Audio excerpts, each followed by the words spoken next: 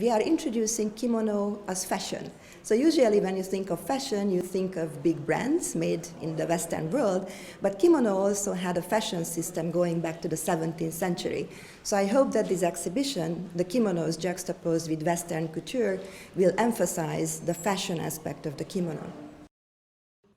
So I would like to emphasize that this is the first time that we are working together with the Costume Institute, and I was very excited that we can juxtapose in one gallery Japanese kimonos with Western couture. So the Japanese kimono had a big influence on Western fashion going back to the early 20th century when, for example, Paul Poiret and Madeleine Vionnet used the kimono to draw inspiration for their new types of cuts. And later on, from the 1920s, 1930s, the meisen kimono that were produced in Japan and promoted by department stores such as the Mitsukoshi, the Takashimaya, they were inspired by Western abstract art. So here you can see geometric patterns inspired by the style, Piet Mondrian, and also Cubism. So it's a very interesting artistic conversation. It's not a one-way influence. Not only the kimono had an influence on Western fashion, but the other way as well. In the 17th, 18th century, silk was very precious, so only high-ranking samurai ladies, wealthy merchant class ladies had access to good quality silk kimonos.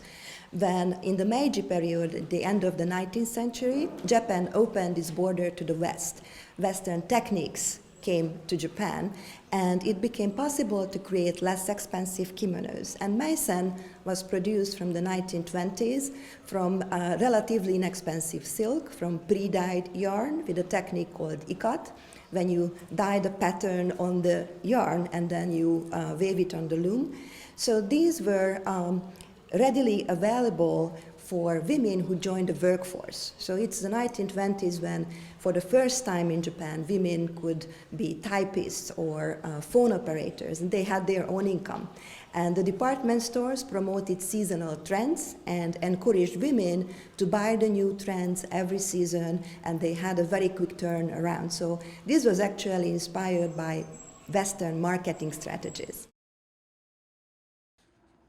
Here I wanted to show that in the department stores you could buy both kimono and Western fashion, and women actually had a choice whether they wanted to wear a kimono or they wanted to go Western.